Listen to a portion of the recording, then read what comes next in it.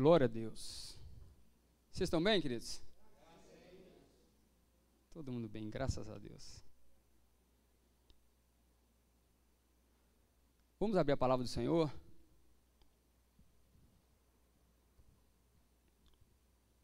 Quero deixar aqui um texto base, um versículo, na verdade, muito pregado, muito conhecido, muito divulgado, muito ensinado. Mateus 6,33.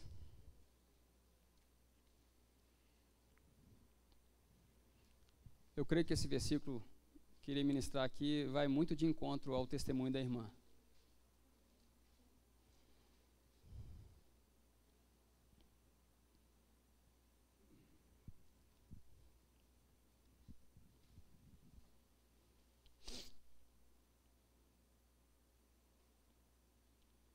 Diz: mas buscai, pois, em primeiro lugar, o reino de Deus e a sua justiça, e todas as demais coisas vos serão acrescentadas. Pode se assentar. Glória a Deus. Querido, é o que eu sempre digo quando eu venho ministrar aqui nesse lugar, nessa casa. Eu sinto como se fosse a minha casa. Me sinto muito à vontade aqui nesse lugar. E eu creio que uma das explicações que eu posso dar para essa postura de se sentir à vontade, eu acredito que é por causa da presença de Deus aqui. É uma igreja séria, responsável, né, que tem nos tratado muito bem, pastor. Deus abençoe esse ministério, sua família, sua saúde e todos aqui reunidos em nome de Jesus. Meus irmãos, eu comentei que me lembrou muito um testemunho, não só esse versículo, como aquele diz que todas as coisas cooperam para o bem daqueles que amam a Deus. E quando a Bíblia diz que todas as coisas cooperam para o bem daqueles que amam a Deus, não fala somente as coisas boas que nos acontecem. Muitas coisas boas nos acontecem. Quem gostaria que coisas boas te acontecessem aqui hoje? Quem busca coisas boas para viver, né, para tudo na vida, em relacionamentos, mas a gente sabe que nem somente coisas boas nos acontecem. Às vezes também acontecem coisas ruins, mas a Bíblia diz que todas as coisas cooperam para o bem daqueles que amam a Deus. Muitas coisas a gente também não entende, é por isso que a gente tem que aplicar fé, e aplicando fé, a gente descansa em Deus, porque sabe que todas as coisas cooperam para o bem daqueles que amam a Deus. E interessante meditarmos na busca, em primeiro lugar, do reino de Deus, mas não somente do reino, mas também da sua justiça. Existe uma justiça neste reino. E sabendo que, mediante a tudo isso, todas as demais coisas nos serão acrescentadas. Essas todas as demais coisas, o próprio texto diz, nos versículos anteriores, o que está querendo dizer sobre essas coisas. E o certo é que nós temos dois pontos principais nesse versículo. Primeiro é a busca desse reino. Como é que nós vamos entender que nós estamos buscando algo que muitas vezes nós não estamos conhecendo? Nós estamos buscando o reino de Deus, mas o que seria o reino de Deus para mim e para a sua vida? E outra coisa, quando nós buscamos em primeiro lugar o reino de Deus e a sua justiça, o versículo diz que todas as demais coisas nos são acrescentadas. Aí cabe uma outra pergunta em cima do mesmo texto e do versículo. O que nós estamos fazendo com todas essas coisas que nos estão sendo acrescentadas? É uma palavra para o meu e para o seu coração hoje. E eu queria meditar, deixando esse texto base, mas apesar desse texto ter sido um texto base, eu queria falar um pouco aqui sobre o grande sermão de Jesus. Um sermão valioso para os nossos dias atuais, apesar de já ter pregado há muitos anos. Mas a palavra de Deus, ela é viva e eficaz e ainda fala aos nossos corações. Amém? Imagina vocês puderem perceber que esse grande sermão, ou sermão da montanha, que está focado em 3 capítulos de Mateus, capítulos 5, 6 e 7, a Bíblia diz que no começozinho já de Mateus capítulo 5, a Bíblia diz que Jesus subiu ao monte, né, tendo ali visto uma grande multidão. E no primeiro versículo do capítulo 8 de Mateus, que já ali já não era mais o sermão da montanha, fala que Jesus, após descer do monte, encontra ali um leproso. Então, realmente, esse sermão ele durou 5 capítulos e fala de muitas coisas nesse sermão. Eu não sei quantas situações, quantas palavras que você pode adquirir em um único culto que você participa. Eu não sei o quanto que você adquire de conhecimento em um mês que você está buscando Deus e o Senhor te acrescentando coisas novas, mas o certo é que quando você está em um momento de adoração ao Senhor, quando você está no momento de receber do Senhor uma palavra de ensino, quando você está num ambiente profético, coisas espirituais estão entrando no seu coração, o reino da palavra está sendo ministrado, você está sendo, em nome de Jesus, envolvido por algo que vai fazer com que você saiba que aquilo vai te causar um impacto para que quando você desça daquele monte, algo vai começar a agitar e mudar na sua vida. É isso que nós estamos acompanhando e vendo nesse tempo. Deus está movendo, Deus está agindo, e Ele está agindo muitas vezes dentro de nós, movendo corações, muitas pessoas que a gente tem acompanhado de certa forma ansiosas, outros esperançosos, outros passaram a orar mais, né? Nós temos percebido que a igreja tem sim despertado para o momento de oração. Essa igreja aqui é uma igreja de oração, quem crê?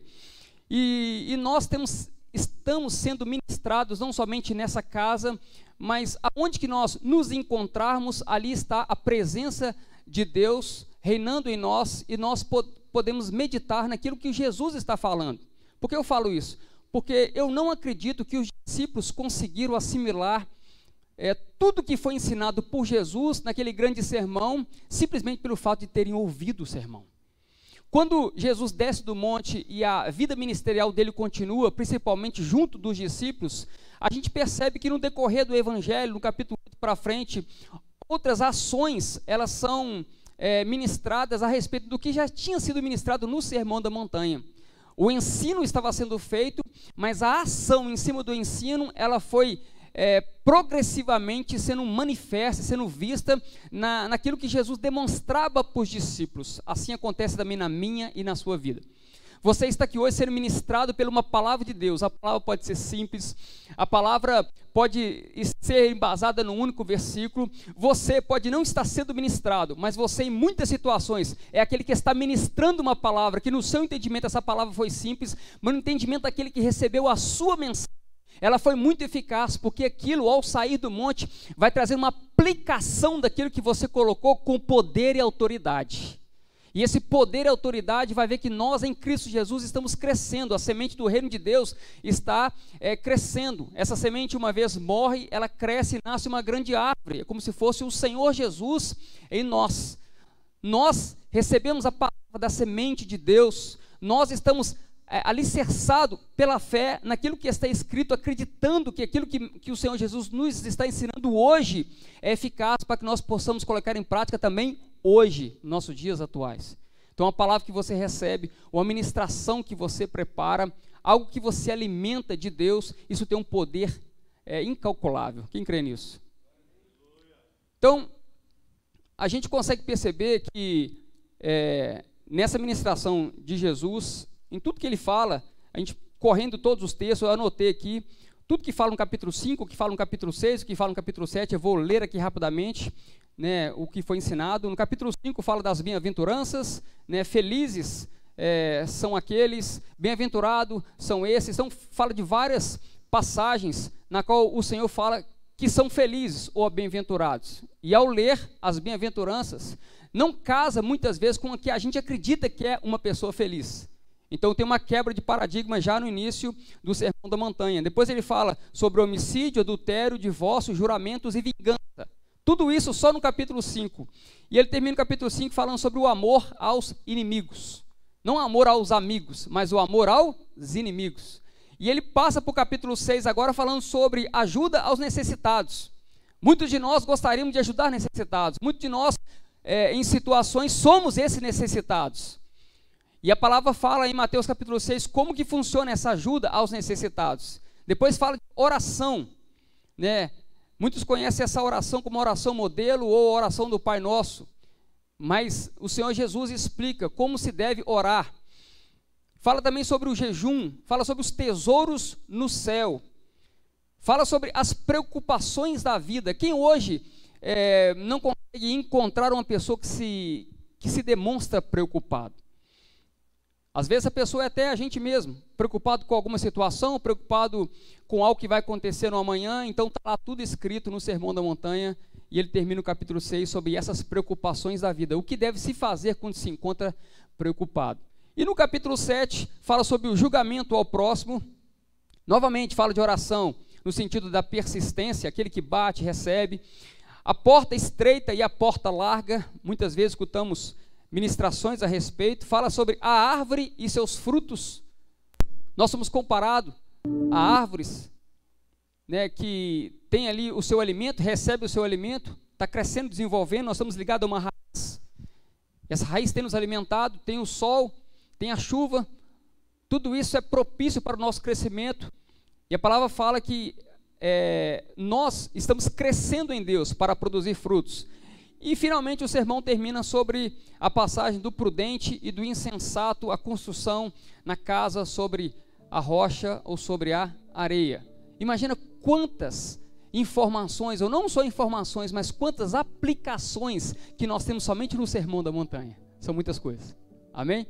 Então eu te encorajo a estar num momento como esse, recebendo essa mensagem, que você possa passar, quem sabe, alguns dias daqui para frente, meditando naquilo que o Senhor quer falar ao seu coração, em outro lugar, em outro ambiente que não seja esse, para fazer desse outro ambiente a continuidade daquele ambiente que Deus quer ministrar ao seu coração sobre esse Sermão da Montanha.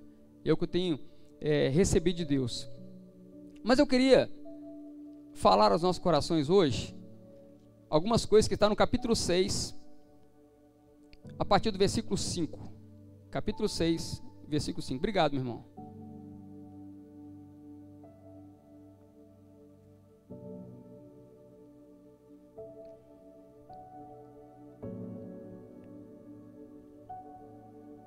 Os irmãos acharam?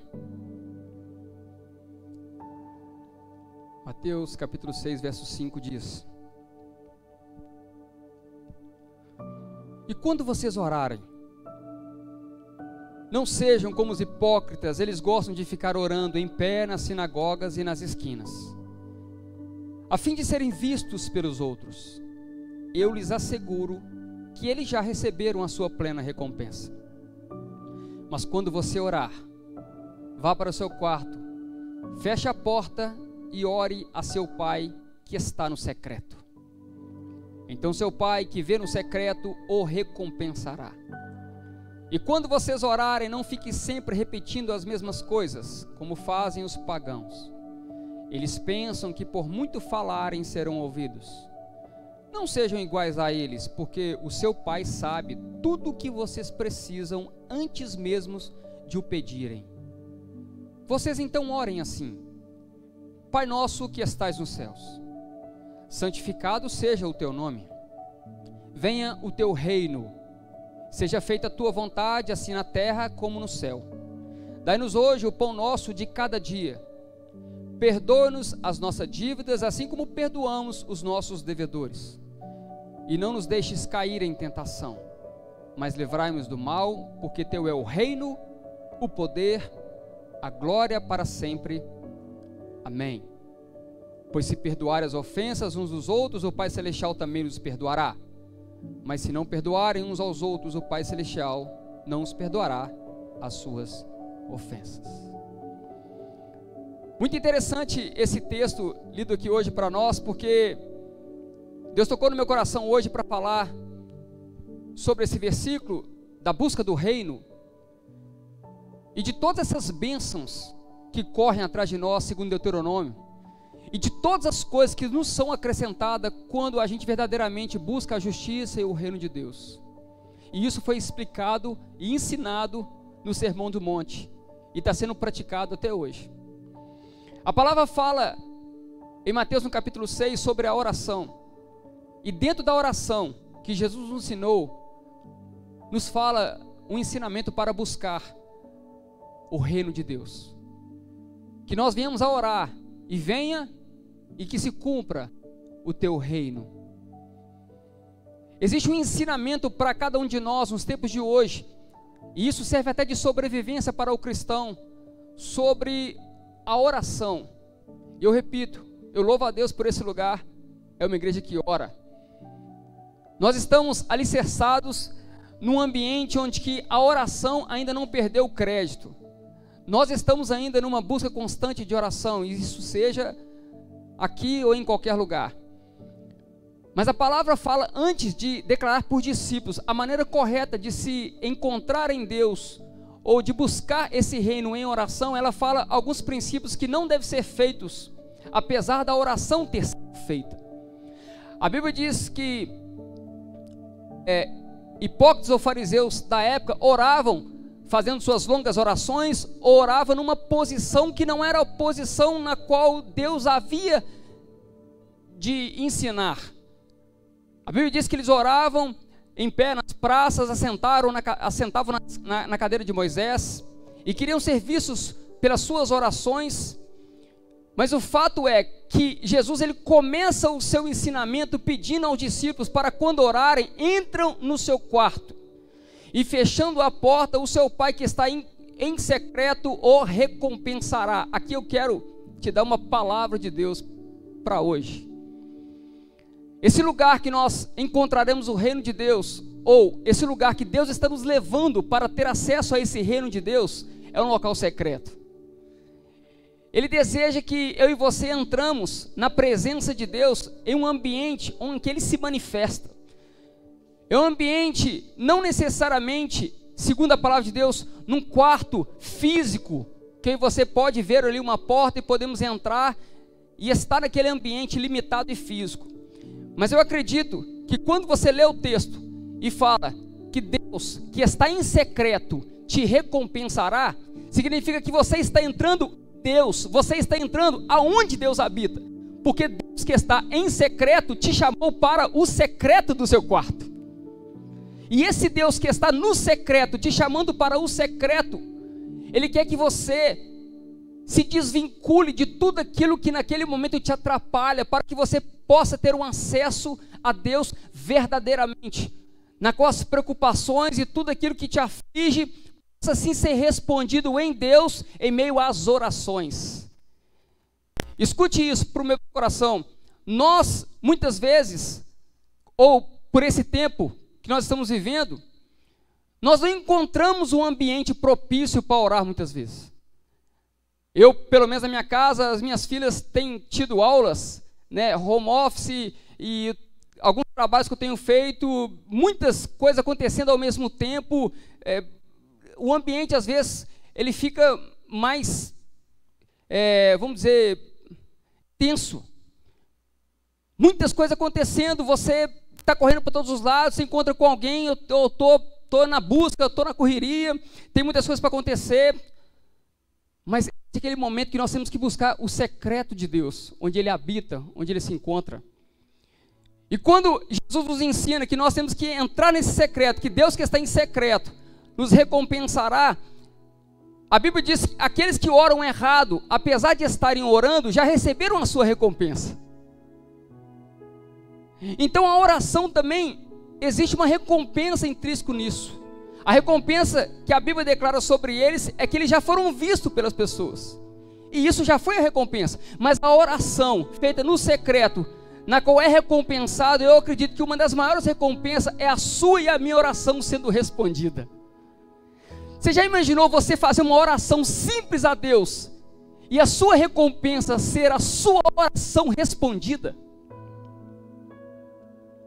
Nós pensamos em muitas coisas como recompensa. Pensamos que Deus é um Deus galardoador, pensamos que Deus é o Deus da provisão, pensamos um Deus que nos protege dia e noite, pensamos que nós entramos no esconderijo do Altíssimo.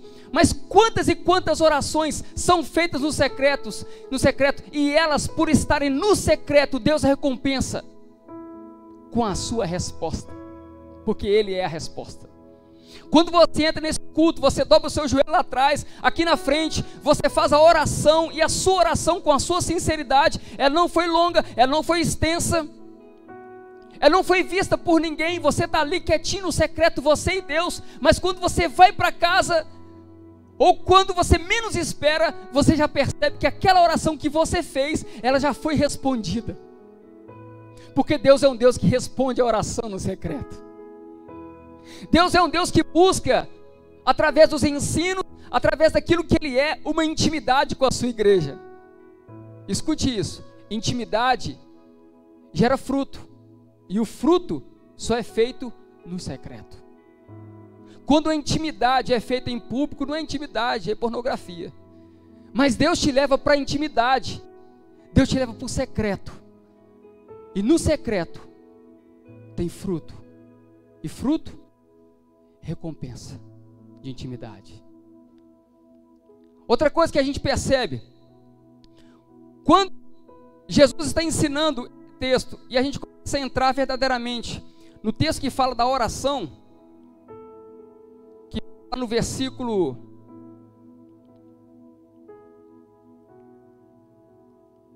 7,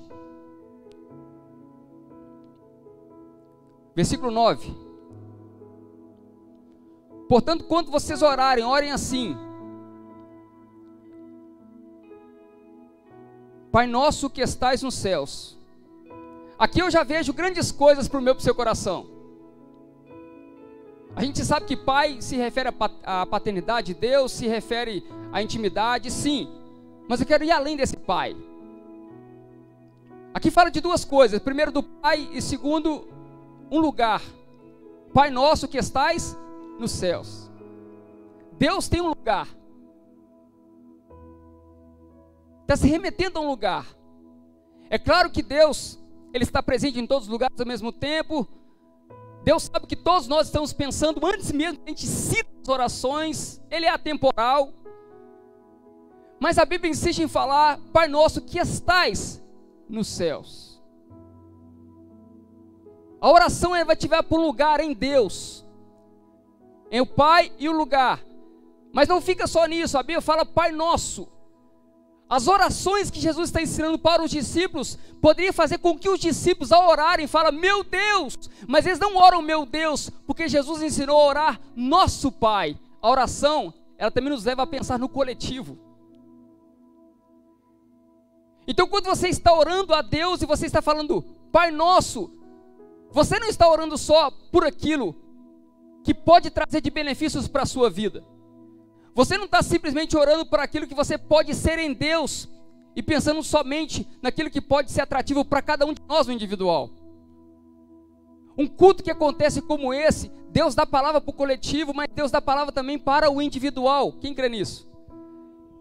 A palavra sendo ministrada de diferentes formas, cada um aqui recebe a porção que o Espírito Santo de Deus está tocando no coração, e cada um está entendendo aquilo que o Espírito Santo de Deus quer falar, incluindo aquele que está ministrando a palavra, porque precisa também receber a mensagem. Mas apesar de cada um estar recebendo a mensagem de Deus no individual, a oração nos leva para pensar no coletivo. Pai nosso que estais nos céus. A igreja está sendo colocada num ambiente ou num lugar de adoração, onde esse lugar de adoração que estamos sendo levados, que é a presença de Deus, está fazendo com que a igreja ore por cada igreja, que somos cada um de nós no coletivo. Pai nosso que estais nos céus. E tanto que a oração nos leva para o coletivo, que mais para frente fala pão nosso de cada dia, não fala meu pão de cada dia, porque a oração continua no coletivo. O pão que é para mim também é o pão para o próximo, o pão que é para o próximo também é o pão para mim, porque a igreja é um coletivo de Deus. Somos parte desse corpo que está vivo, andando e vibrando com aquilo que Cristo está fazendo nesse tempo, com aquilo que Cristo está fazendo na nossa mente, com aquilo que Cristo está nos livrando, com aquilo que Cristo pode, fez e poderá fazer, agindo no coletivo, apesar dele também falar no individual. Quando a Bíblia fala pão nosso de cada dia, significa que nós estamos criando em Deus uma dependência de receber dele o pão diário. Porque não fala pão nosso de cada mês, pão nosso de cada ano, é pão nosso de cada dia. A igreja está entrando na dependência de Deus para receber de Deus o alimento diário. Não fala simplesmente de Deus nos dar aquilo que nós precisamos fisicamente. Não fala somente de nós termos de Deus a provisão necessária. Deus provê, Ele é Deus. Buscai, pois, em primeiro lugar o reino de Deus e a sua justiça, e todas as demais coisas vos serão acrescentadas. Mas o pão nosso de cada dia também tem a ver com o pão vivo que desceu dos céus. Quando você entra por aquela porta e você participa do culto, você tem uma ministração desse pão vivo naquele dia. Mas por mais maravilhosa que seja a mensagem, por mais atraente, por mais impulso que você receba de ter uma vida transformada, por mais que a sua mente seja renovada para a obediência e querer entrar nesse local secreto com Deus, pode ter certeza, no outro dia vai ter o pão daquele dia. Quando você escuta dentro da palavra de Deus que Jesus gastou tempo no monte ensinando tantas coisas, essas tantas coisas que Ele nos ensinou, é exatamente para serem praticadas, ensinadas e aplicadas todo dia. Todo dia o Senhor tem um ensinamento para a sua vida. Toda vez que você entrar por aquela porta e você sentar nesse lugar, e você crer no seu coração, uma palavra de Deus vai te alcançar, porque essa é a porção daquele dia. Todo dia que você entrar por aquela porta, e uma oração que você fez a Deus ainda não foi respondida, não crie uma ansiedade, crie na verdade uma expectativa, de que aquele momento pode ser um momento propício, para a sua resposta ser alcançada em Deus. Por quê? Pão nosso de cada dia. O maná foi entregue por aquele povo que passou por o deserto e foi diário. Tantas coisas que a gente percebe e encontra na palavra de Deus, que Ele está buscando de nós um relacionamento no secreto e todo dia. A oração, todo dia. Quando fala pão nosso de cada dia, significa que a igreja não pode deixar de orar, porque passou um tempo em oração constante. Ela tem que orar um pouco, todo dia. Tem que orar todo dia. Quem acredita nisso? Como é que continua? Não fica só no Pai Nosso que estás no céu. Santificado seja o teu nome. O santificado seja o teu nome é como se nós soubéssemos que existe um lugar para entrar em oração, e esse lugar é a presença de Deus, é o próprio Deus. E quando você entra nesse ambiente de oração, que você está falando com Deus, você está falando com Deus em santidade. Você falou, santificado seja o teu nome, mas apesar do teu nome ser santo, eu estou entrando em santificação na tua presença. Eu não sou perfeito, na verdade ninguém é perfeito, somos pecadores. Mas o fato de entrar na presença de Deus, falando da sua santidade, Deus faz com que a gente pode pensar, ou pelo menos fazer com que a nossa mente se volte para a sua santidade, fazendo com que aquele dia de oração, ou aquela porção daquele dia, possa fazer com que a gente possa melhorar no caráter da santidade com Deus. Quando você fala santificado seja o teu santo nome, significa que através do teu santo nome, eu posso mais uma vez ter acesso à tua presença, porque assim como o teu nome é santo, eu desejo santificar a minha vida para permanecer na tua presença. Eu não quero todo dia entrar por aquela porta e falar, Senhor, permita que eu entre na tua presença. Eu quero entrar pelaquela porta e fazer exatamente a oração contrária. Senhor, não permita que eu saia da tua presença.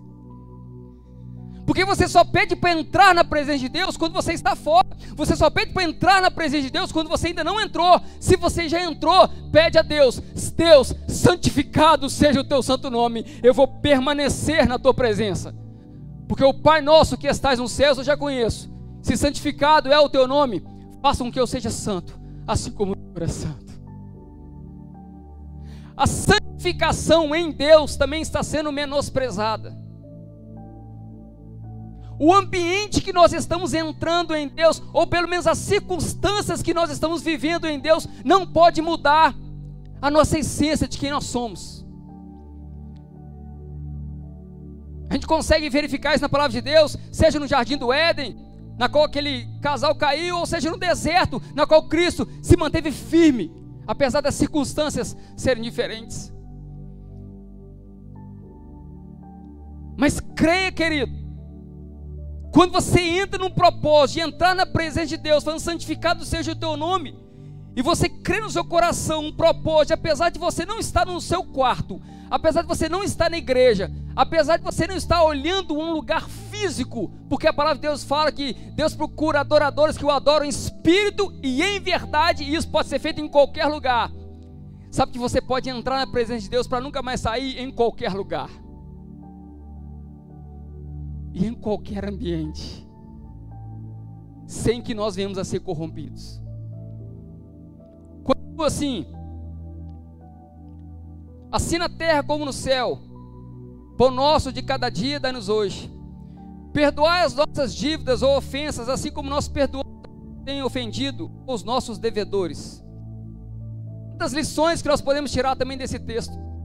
Quando nós pedimos a Deus para perdoar as nossas dívidas, perdoar as nossas ofensas, perdoar as nossas transgressões, perdão, está vindo para quem? Se remete a cada um de nós. Nós estamos pedindo na oração do Pai Nosso perdão a Deus pelas nossas ofensas em primeiro lugar. Perdoe-me, Deus. Quando a gente pede na presença de Deus perdão, nós estamos declarando para Deus que nós somos pecadores também. Nós estamos declarando para Deus a nossa dependência nele, no ambiente de glória, no ambiente de adoração, na presença, buscando a santificação. Mas como eu não sou ainda aperfeiçoamento, porque Provérbios 4,18 fala: a vereda do justo é como a luz da aurora que vai brilhando dia após dia, até ser dia perfeito. Lembra? Dia após dia. Dia após dia, é um processo. Você entrou na presença de Deus, o amor de Deus te constrange, e você fala com Deus: Deus, perdoa-me as minhas dívidas. Eu não sou perfeito, eu estou lutando contra pecados, eu quero perdoar. Graças a Deus por esse espaço, graças a Deus por esse ambiente na qual a palavra é ministrada, graças a Deus por esse ministério, graças a Deus por homens e mulheres de oração que entendem um lugar em Deus, que entende a busca da santificação.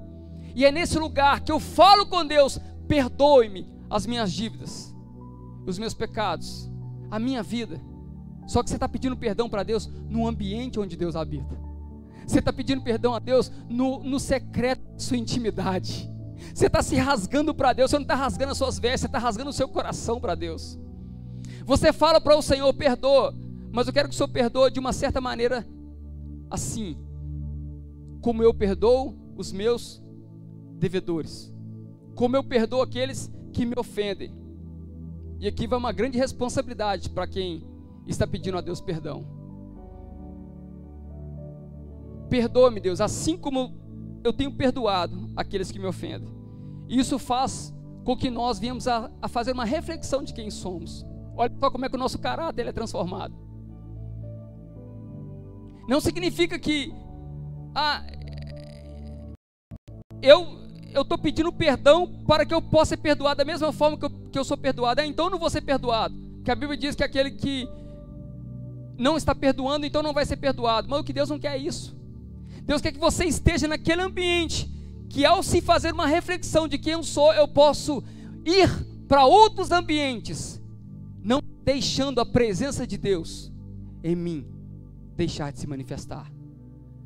Eu posso passar a ser alguém que em Deus consegue vivenciar coisas que eu não vivenciava antes pela falta do entendimento. E nesse entendimento que eu tive na presença de Deus, fazendo uma oração, e nessa oração, buscando em Deus uma reflexão de quem Ele é, e essa reflexão de santíssimo é o teu santo nome, fazer uma reflexão para mim, eu posso, aquilo que eu não conseguia fazer, hoje eu vou conseguir fazer. Aquele que eu não conseguia perdoar, hoje eu vou conseguir perdoar. Aquilo que eu não consegui fazer em Deus, hoje, pela força do seu poder, eu vou conseguir fazer. E quando você sai daquele ambiente e você vai para outro ambiente, continuando em Deus, e que as coisas começam a acontecer, mas começam a acontecer diferente daquilo que foi ontem, você percebe: Deus está mexendo comigo, Deus está transformando a minha mente, Deus mudou alguma coisa em mim. Porque quando você está em oração, na igreja, no quarto, um lugar de intimidade, que a gente chama de lugar de intimidade, e você sai para um lugar agitado, ou outro lugar que teoricamente você não consegue perceber que Deus está, você acredita que a sua forma de pensar, a sua forma de ver, a sua forma de viver Deus e Cristo, ela muda. mas que o que Deus quer colocar em nós é uma sensação, um sentimento de que Ele habita em mim e você como morada verdadeiramente, e te capacita, te comissiona, te encoraja, te envia, para que aquilo que você era num ambiente de glória com Ele, na intimidade do seu quarto, você fazer essa intimidade seja em qualquer lugar. Mesmo que não esteja um ministro da palavra abrindo a Bíblia, mesmo que você não esteja num local formatado como um púlpito, um culto, cadeiras, um som ambiente, mas você pode estar no meio do caos. Você para um pouco e fala assim: Senhor, eu estou entrando no ambiente da Tua glória. Eu estou entrando, Senhor, num ambiente de adoração ao Senhor. Peço ao Senhor nessa hora, Deus, que eu possa ter a convicção, Senhor, da Tua ministração no meu coração. Olha só como é que era a vida daqueles que não tinham a sua oração respondida. Jesus disse: olha, não matarás. Aquele que cometia um assassinato, aquele que cometia um crime, era um pecado visível, era algo que conseguia se notar, se ver, todo mundo ficava sabendo. Por quê? Porque foi visível. Mas o Senhor disse: aquele que no seu coração desejar o mal contra o próximo, aquele que no seu coração odiar o irmão, ele já matou o irmão. Então, novamente, pensando assim, Deus está fazendo uma reflexão para a igreja, para se voltar para o secreto, aquilo que está dentro de nós. Aquilo que é visível, não adulterarás, e a gente sabe aquela passagem daquela mulher que foi pega no ato adultério e é trazida na presença de Jesus, mas ele fala: aquele que olhar com sentido impuro no coração, já adulterou com ela. Novamente ele leva a reflexão, não para o externo, mas novamente para dentro de nós. Deus está trabalhando dentro de nós, coisas que muitas vezes não saem para fora, coisas que não se exalam, mas a gente conhece, e é somente lá no secreto, no ambiente de adoração, de oração a Deus, é que Ele vai revelar a mim e a você o que tem que ser feito dia após dia para isso causar uma mudança. E eu louvo a Deus por você estar aqui. Eu louvo a Deus porque você é coluna onde você está, seja na sua casa, na sua empresa, no seu trabalho, onde você for, você é uma coluna de Deus. Outra coisa,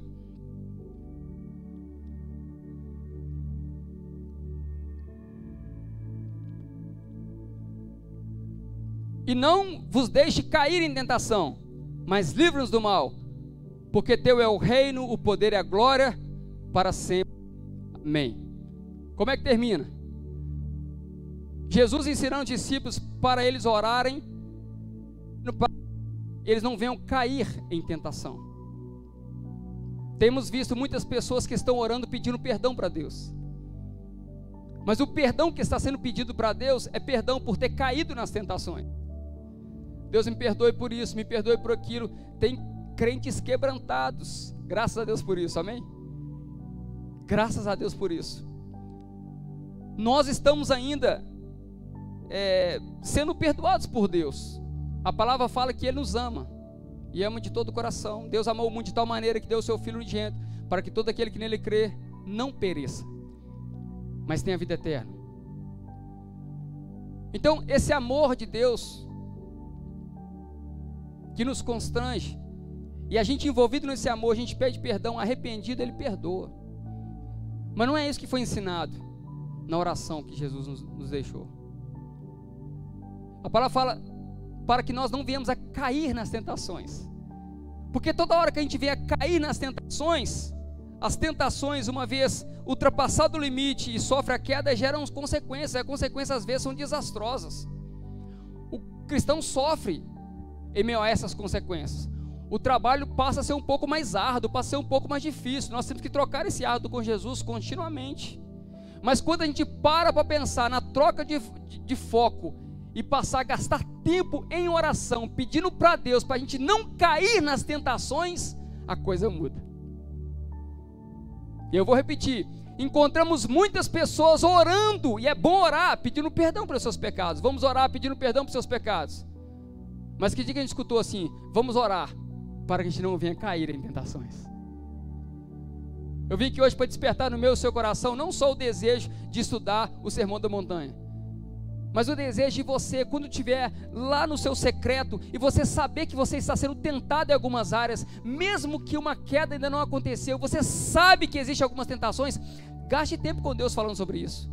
Senhor, me ajuda para que eu não venha cair em tentações. E a oração continua, mas livra-me do mal. Esse livro do mal não é do dia mal, o dia mal vai chegar para todo mundo, mas graças a Deus que quando chegar, Ele vai estar contigo. Quando passares pelas águas, não afogará. Quando passares pelo fogo, não te queimará, porque Ele está contigo. Amém? Mas fala, livra-os do mal. Esse mal é o maligno, esse mal é o perverso, esse mal é o diabo. E antes de falar livra-os do mal, fala, não nos deixes cair em tentação. E a oração termina, porque teu é o reino. Ele reina. Existe um governo de Deus sobre a sua vida. Existe um governo de Deus, que quando a oração é dita, a oração lá tem um momento que ela fala assim, que seja feita a tua vontade, assim na terra como no céu. Como é que você, como é que a gente consegue entrar num ambiente onde Deus habita, falar com Ele e sair daquele ambiente fazendo a nossa própria vontade? Quando a nossa vontade é diferente da vontade de Deus, como é que a gente tem que fazer para atender e aceitar que a vontade de Deus é a melhor? Somente um coração onde o reino de Deus já entrou, e dessa forma ser governado pela sua palavra. Somente alguém que tem coragem, capacidade de entrar por aquela porta, saber e entender pela fé, porque Deus não responde orações baseadas na necessidade, senão todas as pessoas recebiam as suas orações baseadas, porque todo mundo tem necessidade de ser salvo, e a gente sabe, palavra, que a porta é estreita, nem todos vão se salvar, mas Deus responde a oração mediante a fé, mediante a obediência. Aquele que obedece as minhas palavras e as pratica, assemelharei, aí no final, e esse entrará no reino dos céus, e entrará no reino, e entrará no reino, e entrará no reino. Eu tenho uma palavra para você, para eu poder finalizar minha palavra aqui hoje. Você está entrando no reino dos céus, você está entrando no ambiente de governo, onde Ele te governa, onde as suas vontades, onde a sua vontade é fazer a vontade do Pai, aquele que te enviou. Ele quer te enviar, Ele quer te ensinar o Evangelho de Cristo, Ele quer te batizar, Ele quer te ensinar, e Ele quer te enviar. Gostei dessa frase. E Ele está te enviando, a pergunta que eu falo é, para onde que Ele está te enviando? Se você já recebeu o Evangelho, se você já foi batizado, se você está recebendo ensinamentos e Ele está te enviando, eu quero terminar com essa pergunta, Ele está te enviando para onde? Para onde que Ele tem te enviado? Aonde é esse lugar? Esse lugar é a presença de Deus. É a presença de Deus, é esse lugar. Nunca pense em desistir. Homens e mulheres têm motivo de sobra para pensar em desistir, jogar a toalha, não querer nada mais, por causa da pressão. Muitas pessoas pensam em desistir. Alguns estão desistindo até da vida, de viver. Eu notei algumas coisas, olha, temos que dominar nossas emoções, aprender a trabalhar emoções negativas, temos que aumentar a nossa autoconfiança, aprender a lidar sob pressão, não ter medo de se expressar, desenvolver sentimento de empatia, praticar a resiliência, capacidade de se superar. Mas eu tenho uma palavra para o seu coração. Aquela mulher que foi pega no ato do adultério, ela tinha uma lei embasada para ser apedrejada em Levítico, mas ela encontrou com o Rei dos Reis, ela entrou na intimidade do Senhor Jesus, e a palavra que ela recebeu no seu coração foi: mulher, aonde estão os teus acusadores? Eu também não te condeno, vá em paz e não peques mais. A mulher que entrou na casa de Simão, a mulher pecadora, todos olham para ela diferente, tinha uma acusação, um peso sobre ela, e ela derramando aquele bálsamo, enxugando aquele óleo, aquele perfume com os seus cabelos, e o Senhor Jesus vira para ela: os seus muitos pecados foram perdoados porque você muito amou. Jesus vira para ela e fala: mulher, vá em paz, siga a sua vida. Para aquela mulher na rua, vá em paz. Para a mulher pecadora, vá em paz. Elias, um que recebe uma ameaça de Jezabel, vai para uma caverna, pede a morte, e a Bíblia diz que ele fugiu por causa do medo. Ele está num local de esconderijo, ele está num local, ele está escondido, mas a palavra que ele recebe de Deus é: come, levanta, porque a obra que eu tenho para a sua vida ainda não terminou. Existe uma caminhada, uma jornada grande para você. Você está nesse ambiente, mas eu quero te levar para onde a minha presença caminhará contigo. Sabe que Deus está falando para ele? Vai, e eu estou te enviando mediante a minha palavra e a minha presença. E para encerrar, o quarto exemplo: Pedro, depois de ter andado com Jesus 3 anos e meio, provavelmente ter esfriado, ido pescar, o Senhor ressurreto aparece para ele e fala: Pedro, tu me amas? Pedro, tu me amas? Pedro, tu me amas? Então apacenta as minhas ovelhas. 4 pessoas que poderiam ter desistido, mas não desistiram, porque receberam no seu coração uma palavra de coragem e de ânimo, por causa desse encontro, essa intimidade com Deus e com Jesus. Assim é a sua vida. Nada vai te parar. Você vai conseguir vencer todos os obstáculos, não porque eles vão se tornar fáceis, mas porque você está num ambiente onde Deus habita, e Ele caminhará com você. A força que hoje você não tem vem dEle. A fé, a coragem, a ousadia, tudo vem dEle. Não importa se tem um exército numeroso e que você tenha só 300. O que importa é que você está pautado naquilo que Deus está te ensinando e te comissionando para fazer. Não saia nunca da presença de Deus. Nunca. E medite no Sermão do Monte, na intimidade. Vamos ficar de pé.